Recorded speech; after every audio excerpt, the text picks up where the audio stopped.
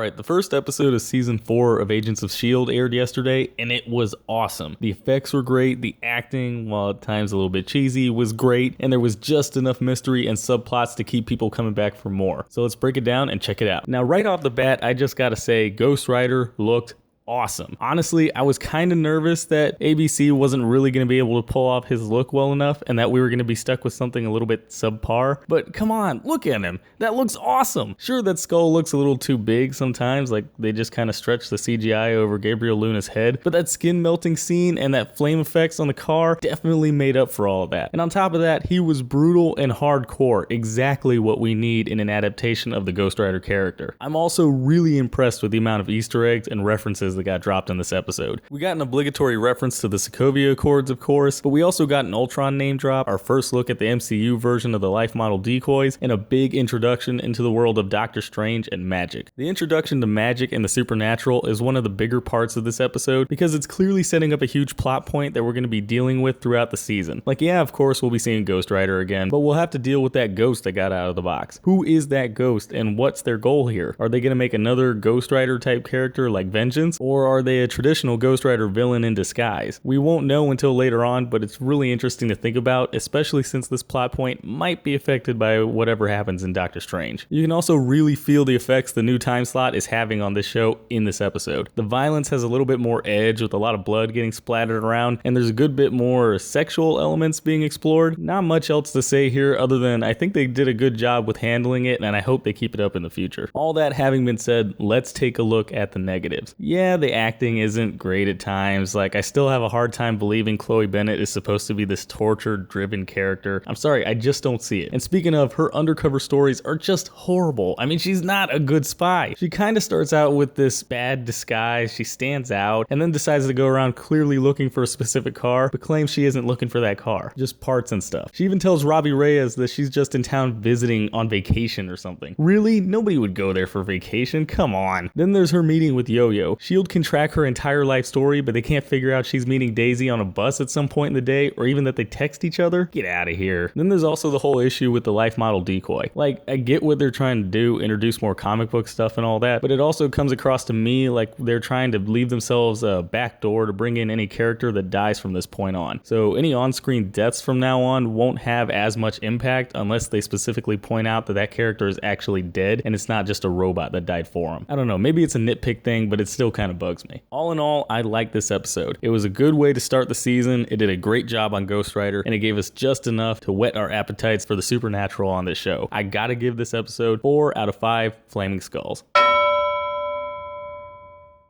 Hey, thanks for watching. If you liked the video, be sure to click that like button, maybe leave me a comment while you're at it, and go ahead and click that subscribe button. Also, don't forget to check out any of my social media pages. I've got a Facebook, Twitter, Twitch, and Instagram. All those links are going to be in the description below. And I've also got my last video right there in the middle of your screen. So if you want to check that out, go ahead and click it, check it out. Alright, and I will see you all next time.